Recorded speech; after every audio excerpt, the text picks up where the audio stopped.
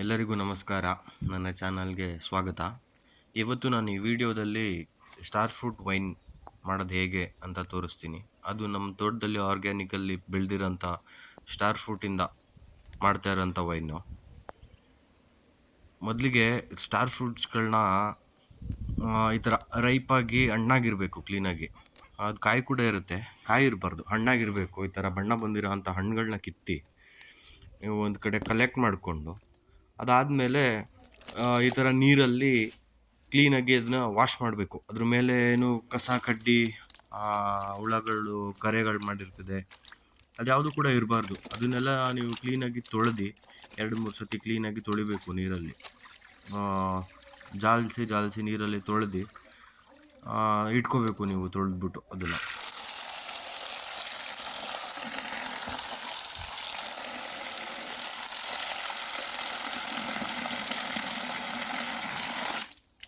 ಈ ಥರ ತೊಳೆದಿಟ್ಟಿರೋಂಥ ಸ್ಟಾರ್ ಫ್ರೂಟ್ಗಳನ್ನ ನೀವು ಒಂದು ಡ್ರೈ ಆಗೋ ತನಕ ಅದನ್ನ ಒಣಗಕ್ಕೆ ಬಿಡಬೇಕು. ಒಣಗಕ್ಕೆ ಬಿಡ್ಬೋದು, ಅಥವಾ ನೀವು ಬಟ್ಟೆಯಲ್ಲಿ ಅದನ್ನು ಒರೆಸ್ಬಿಟ್ಟಿಟ್ರೆ ಇನ್ನೂ ಒಳ್ಳೆಯದು. ಆದರೆ ಒಂದು ಸ್ವಲ್ಪ ಅದರಲ್ಲಿ ನೀರು ಇರಬಾರ್ದು, ವೈನ್ಗೆ ನೀರು ಮಿಕ್ಸ್ ಆಗಬಾರ್ದಲ್ವಾ, ಚೆನ್ನಾಗಿರಲ್ಲ. ಅದಕ್ಕೋಸ್ಕರ ಏನು ಮಾಡಬೇಕು, ನೀವು ಅದನ್ನ ಡ್ರೈ ಮಾಡಿ ಅದಾದಮೇಲೆ ಚಿಕ್ಕ ಚಿಕ್ಕ ಪೀಸಾಗಿ ನೀವು ಅದನ್ನು ಕಟ್ ಮಾಡ್ಕೋಬೇಕು. ಸ್ಲೈಸಾಗಿ ಕಟ್ ಮಾಡ್ಬೋದು, ಅಥವಾ ನೀವು ಏನಾದರೂ ಬಕೆಟಲ್ಲಿ ಹಾಕಿ ಅಥವಾ ಯಾವುದಾದ್ರು ಒಂದು ವೆಸಲಲ್ಲಿ ಹಾಕಿ ನೀವು ಜಜ್ಜಿ ಅದ್ರದ್ದು ರಸ ಕೂಡ ತೆಗಿಬೋದು. ನಾನೇನು ಮಾಡ್ತೀನಿ ಅಂದರೆ ಈ ಥರ ಚಿಕ್ಕದಾಗಿ ಅದನ್ನು ಕಟ್ ಮಾಡಿ ಸ್ಟೋರ್ ಮಾಡ್ಕೊತೀನಿ. ಈ ಥರ ಚಿಕ್ಕದಾಗಿ ಕಟ್ ಮಾಡಾದ್ಮೇಲೆ ನೀವು ಅದನ್ನು ಸ್ಕೇಲಲ್ಲಿ ವೇಯ್ ಮಾಡಬೇಕು. ಎಂತಕ್ಕಂದರೆ ನೀವು ಶುಗರ್ ಆ್ಯಡ್ ಮಾಡಬೇಕಾದ್ರೆ ಎಷ್ಟು ಆ್ಯಡ್ ಮಾಡಬೇಕು ಅಂತ ಗೊತ್ತಾಗಬೇಕಲ್ವ ನಿಮಗೆ, ಇಲ್ಲಾಂದರೆ ಅದು ಫ್ಲೇವರು ಕರೆಕ್ಟಾಗಿ ಬರಲ್ಲ. ಅದಕ್ಕೋಸ್ಕರ ನೀವು ತೂಕ ಮಾಡಬೇಕು ಅದನ್ನು. ಈ ಥರ ಇವಾಗ ನೋಡಿ, ನಾನು ತೂಕ ಮಾಡ್ತಾ ಇದ್ದೀನಿ.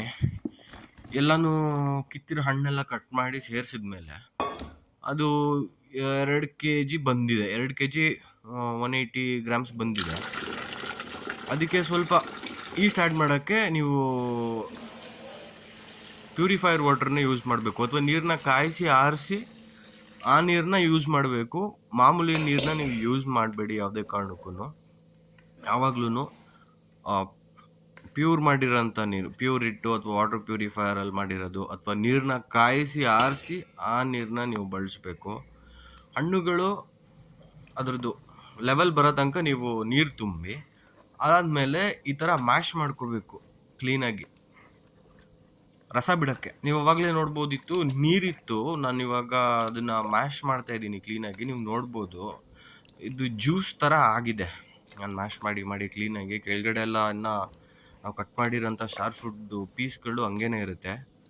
ಅದನ್ನೆಲ್ಲ ನೀವು ಕ್ಲೀನಾಗಿ ಸ್ಮ್ಯಾಶ್ ಮಾಡಿ ಅದರಿಂದ ರಸ ತೆಗ್ದು ಜ್ಯೂಸ್ ಥರ ಮಾಡ್ಕೋಬೇಕು. ಈ ಥರ ಮಾಡೋದ್ರಿಂದ ನಿಮಗೆ ಫ್ಲೇವರ್ ಚೆನ್ನಾಗಿ ಬರುತ್ತೆ, ಓಕೆನಾ? ಹಣ್ಣದು ಫ್ಲೇವರ್ ಚೆನ್ನಾಗಿ ಬರುತ್ತೆ. ಅದಕ್ಕೋಸ್ಕರ ಕ್ಲೀನಾಗಿ ಸ್ಮ್ಯಾಶ್ ಮಾಡಿಕೊಂಡು, ಅದಕ್ಕೆ ನಾನು ಆವಾಗಲೇ ಹೇಳ್ದಂಗೆ 2 kg ತೂಕ ಮಾಡಿದ್ದೆ. ನಿಮಗೆ ಆಲ್ಕೋಹಾಲ್ ಕಂಟೆಂಟ್ ಜಾಸ್ತಿ ಬೇಕು ಅಂತಂದರೆ ನೀವು ಜಾಸ್ತಿ ಶುಗರ್ನ ಯೂಸ್ ಮಾಡ್ಬೋದು. 2 kg, 2.5 kg, 3 kg ತನಕನೂ ಹಾಕ್ಬೋದು.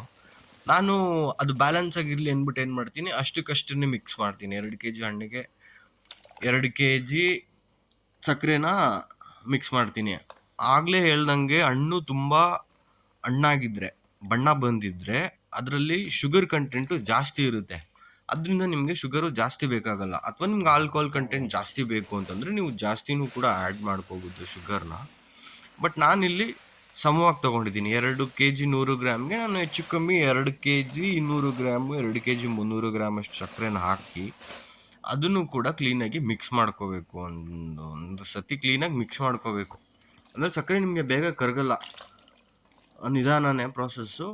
ಬಟ್ ನೀವು ಮಿಕ್ಸ್ ಮಾಡಿ ಇಡಬೇಕು ಅದನ್ನು. ಈ ಥರ ಮಿಕ್ಸ್ ಮಾಡಿ ಇಟ್ಟಾದಮೇಲೆ ಒಂದು ಗ್ಯಾಸ್ ಸ್ಟವ್ ಮೇಲೆ ಉಗುರು ಬೆಚ್ಚಗಿರೋ ನೀರನ್ನ ಕಾಯಿಸಿ ಅದಕ್ಕೆ ಈಸ್ಟ್ನ ಆ್ಯಡ್ ಮಾಡಬೇಕು. ಏನಕ್ಕೆ ಅಂದರೆ ಪ್ರಾಸೆಸ್ಸು ಫರ್ಮೆಂಟ್ ಮಾಡೋಕ್ಕೆ. ಅದಕ್ಕೆ ಒಂದು ಸ್ವಲ್ಪ ಸಕ್ಕರೆನ ಹಾಕಿ ಇಡಬೇಕು. ಅದಾದಮೇಲೆ ನಾನು ಇಲ್ಲಿ ಯೂಸ್ ಮಾಡ್ತಾ ಇರೋದು ಬೆಂಟೋನೈಟ್ ಕ್ಲೇ.